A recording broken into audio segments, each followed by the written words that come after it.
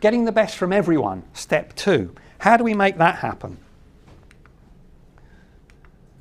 I want you to think of a time in your career when you laid in bed and you looked at the ceiling and you thought, actually, I really want to get to work because I'm inspired, even when you were not as senior as you were. And that's because when you got to work, you were inspired because it was just so great. And it was so great because you had a best boss who inspired you and made you truly enjoy the job. And you cared about the result. You cared about the team. You cared about the organization. I'm assuming that everybody in this room has experienced that, yes? Please no one say no. Not in HR, that would just be so unfortunate. Okay, think about that. I'm going to give you 30 seconds. 30 seconds to think about what that boss that inspired you so much did on a day-to-day basis. I'm going to give you 20.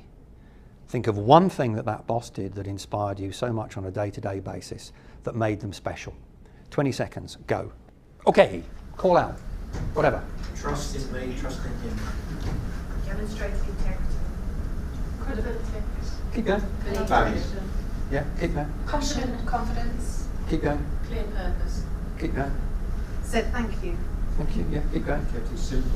Okay, yeah. Any more? Believed in me. Yeah, okay. This is an exercise you can do. When I've got slightly more time, I give audiences 45 seconds. And after 45 seconds, I can produce a list that the audience calls out of 10, 12 things. And I say to the audience, all of the things you've called out. So, okay, as a group, if you got this from a boss, would you deliver super performance, bearing in mind you did in the past? Yes. Yeah? And then what I do is this.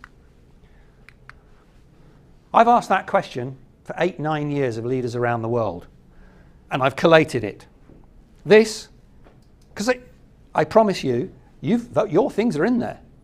I promise you that that list is absolutely consistent, irrespective of where you go, culturally, sector-wise, level in the organization. Because this is the list of things that human beings want from their boss at work. And it doesn't matter. Okay, there may be differences in terms of technically how some of them are delivered, but we won't go into that because of time. Then I say, of all of these things, right, realistic and challenging targets, told me what was going on, didn't interfere, developed my skills, praised and encouraged, made me part of a successful team, respected me, backed me up, acted with integrity, led by example, listened to what I said, asked for my ideas, genuinely cared, didn't blame me for genuine mistakes, fair and treated me decently, inspired me with enthusiasm, built trust and transparency, and there's a couple more. Yeah? It's consistent. Everybody says the same thing. The point about that is if you look at that list, do any of those cost any money to be delivered more of in the organisation? No. Do any of those things require any form of complex training and development? No.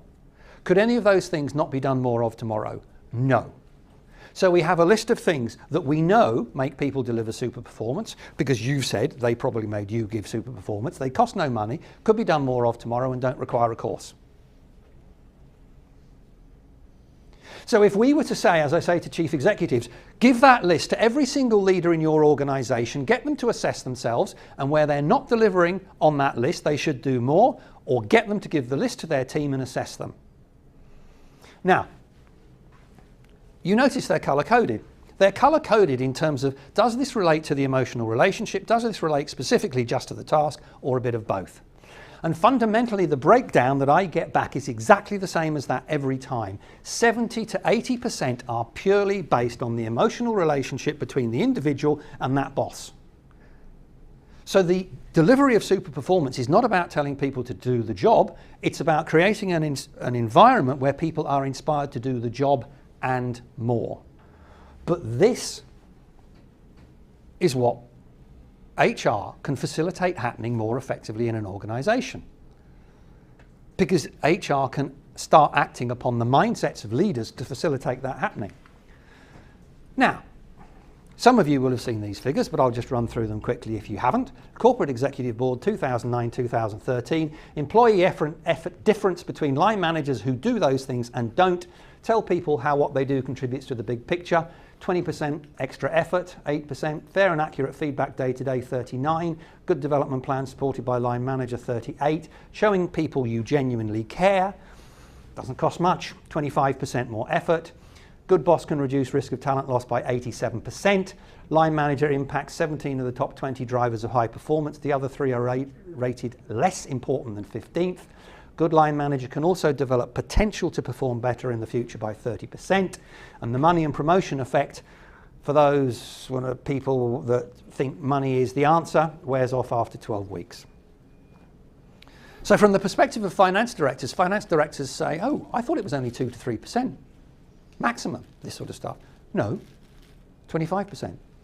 So we know proven significant results across the organisation vis-a-vis David McLeod, etc., etc., etc. We know you can quote potentially 30% more effort from 60% of people.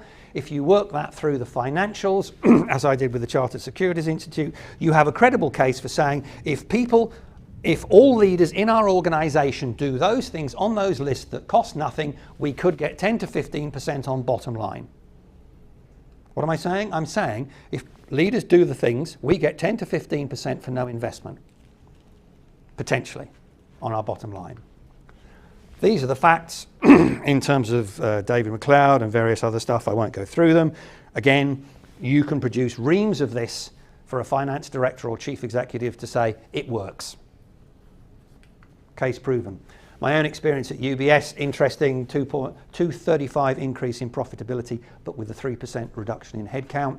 Increase in human capital return on investment, 24%, by getting people to do those things on that list. Interesting quote from a firm of Wall Street analysts, the really cuddly people within a Wall Street analysts firm. The fact that all management changes are done with successors from within UBS highlights the broad talent pool, carefully thought through process and motivating empowerment within UBS. For us, UBS's talent management and successful career planning are key aspects of our buy recommendation. What are we saying there? We are saying that a firm of Wall Street analysts is recommending to their clients that the stock is a buy on the basis of the HR performance of the organisation. It's viable in terms of proving financial viability. I tried this a couple of years ago with a construction company to see if it would work in a different sector. I would recommend the company as a great place to work to friends or family. Went up from 40% to 82% in 2 years because all their line managers implemented the things on that list. They did more of them. Cost the organisation virtually nothing. But not only that, error rates significantly reduced, quality assessments increased, customer feedback improved, profits went up by 40%. Not just related to that, obviously it's a house construction company, so there's an element related to land values. Does it work? Yeah, the reason it works is psychology. Reciprocation. This simple analysis. You do something I view as positive. You ask me for my ideas. You say you want to develop my career. You ask me how I'm doing. I respond positively. When I respond positively, you view that as being positive.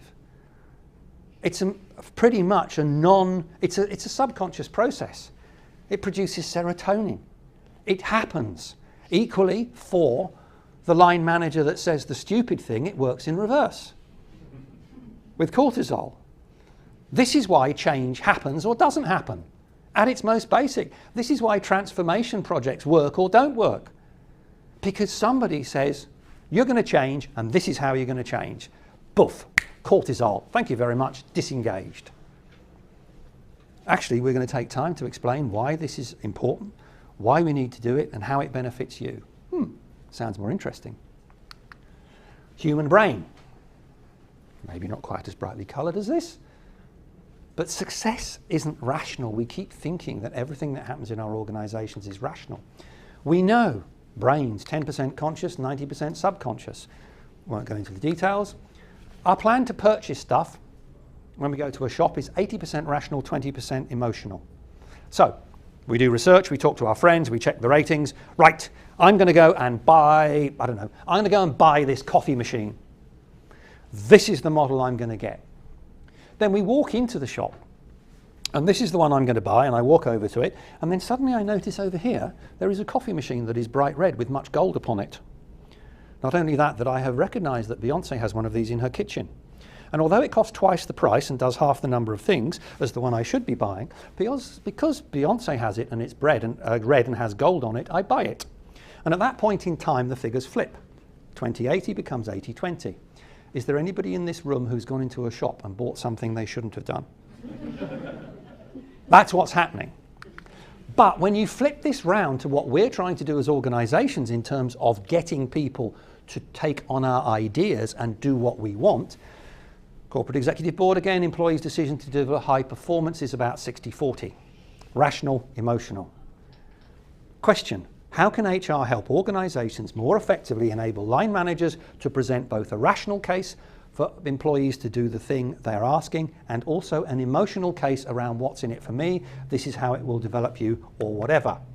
However, it doesn't matter how good the line chief executive is, because 80% of the emotional is the line manager, which goes back to the things you quoted to me and what the list says. So we're not talking about the importance of just strategic leadership. We're talking about how HR can help every single line manager at all levels be effective through doing simple, practical things on a day-to-day basis. The other thing is fascinating now is that with the neuroscience knowledge, we in HR can help organisations start to structure work in a way that supports the human brain. Before we knew this much about neuroscience, what was happening was people were going into organisations and the organisational processes were around some element of, we think this is the most efficient way to do it, and you, with your human brain, will do it the way the organisation wants to do it. Now we're understanding how the brain works. What I find fascinating is we in HR have the opportunity to help our organisations leverage the potential of the human brain, not force it to do things it doesn't like doing. Example, multitasking. This is not designed to multitask. It likes task, concentrate, conclude. Task, concentrate, conclude. When in organisations we try and force people to multitask, we are actually acting in a way that is counterproductive to our own success. That links to distraction. Every time we are engaged in the task that we're concentrated on and we are distracted, it takes us 20 to 25 minutes to get back to the concentration level that we previously had. So think about it. You ask somebody to do something, and then in the space of the next hour, they are interrupted 3 times. You have just doubled the amount of time that that task is going to take for that person to deliver it because their brain has been distracted. Question: how can HR help our organisations understand this is how we need to structure work so people can be most efficient? Creativity. Yes, let's get people into a room and we'll tell them to be creative. You get in that room and you be creative, otherwise you're going to be in trouble. No, the best way to be creative, according to the neuroscience, tell you what, go for a walk. Just go for a walk and think. Think about nothing and see what happens. How many people in this room have had their best ideas on a bike ride, walking through the country, in the bath or in the gym? That's when it happens. Not telling people to get in the room and be creative. But we keep doing it. Creativity session tomorrow morning, 12 o'clock. You will all be creative at 12 o'clock. You'll have worked like mad until 11:59, but 12 o'clock, boom, creativity. It's madness. 0.7 of a second.